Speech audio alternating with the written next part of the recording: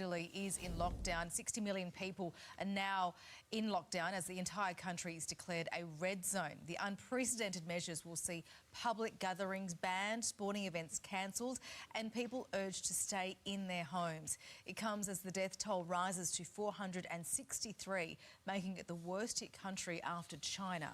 We need to talk about Italy to start. I mean, Italy it's just closed its borders, locking down 60 million people. This is huge and disturbing news. Well, this is obviously a very significant development, and it just reflects the uncertainty and the seriousness of the spread of the coronavirus. And Australia moved ahead of many other countries in putting in place travel restrictions. That helped ensure that the spread of the virus here in Australia was not as great as what we've seen in other countries like Italy, South Korea. But obviously we'll continue to take the best possible advice from our Chief Medical Officer and continue to reassess our travel restrictions. Italian authorities seem to be taking a very hard-line approach here in relation to shutting their borders. That is a huge thing, as Ali said. Also, I noticed that Benjamin Netanyahu and Israel have said that anyone who comes to the country goes into 14 days of quarantine. Does that up the ante for us here? Well, again, we'll take the best possible medical advice, and we did move ahead of other countries, Carl. We will put the interests and the safety of Australians first. There's no doubt about that. That's our utmost and foremost priority.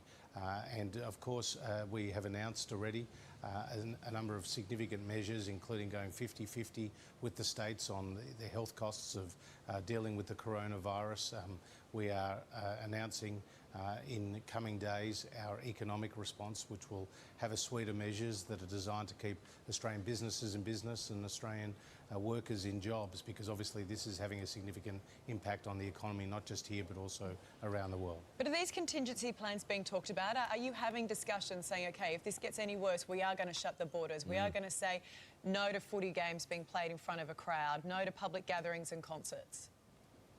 Well, the National Security Committee has been meeting very regularly throughout this health crisis, and again the actions that we have taken, including putting in place those travel restrictions, have been based on the medical advice that we received. So the National Security Committee will be meeting again this week, and again taking that advice and deliberating on all these recent international developments, because obviously the situation is serious. But Australians can be reassured that their government, led by Scott Morrison, is putting their safety first, as well as ensuring that we keep the Australian economy strong. Doesn't do anything for our confidence, does it, when we see a whole country shutting its borders? Meantime, as you know, Treasurer, it's been a bloodbath on the markets. So both in the US today, it was terrible, down I think 7,500 points, and here with 400 billion wiped from our market in the past 2 weeks. We've had senior economists, even on our show this morning, saying we will go into recession, be it technical.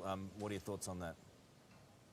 Well, again, I wouldn't be looking ahead and with any definite statement such as that.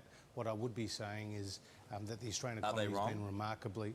Well, again, nobody knows how the virus will continue to evolve, and I think that uncertainty, Carl, is reflected in the volatility in the global stock market, as well as not just in equities, but also in the debt and the credit markets.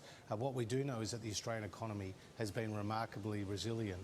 We've had an extended drought, we've had the damaging fires, and yet despite all of that, the Australian economy was growing in the back half of last year, and the Reserve Bank Governor, who doesn't have a political axe to grind, has said that the fundamentals of the Australian economy are very strong. So Australians can be rest assured that our package of measures will be substantial, will be targeted, will be responsible, but are also designed to make us stronger as an economy on the other side of this health crisis.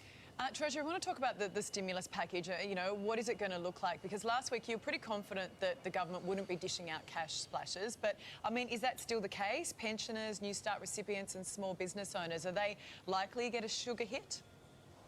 Well, the money will be going to where it's needed most. It will be targeted. That's really important. It will be designed to boost the productivity of the nation.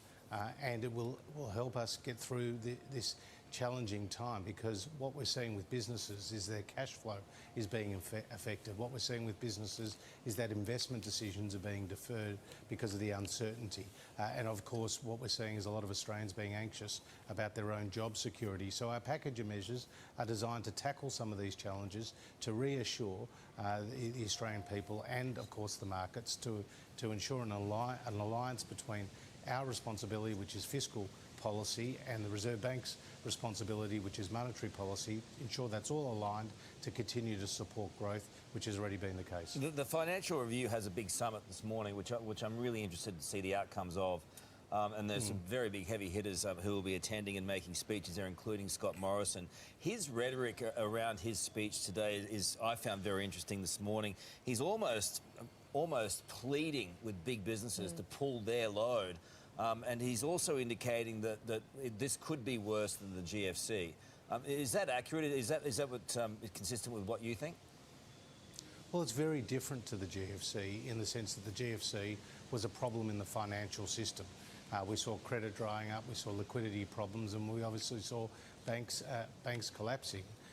And this is a very different situation. It's primarily a health crisis, which has led to the shutters going up on the global economy. And as we've seen and talked about this morning, major developments like we're seeing in Italy. This is obviously affecting global economic confidence.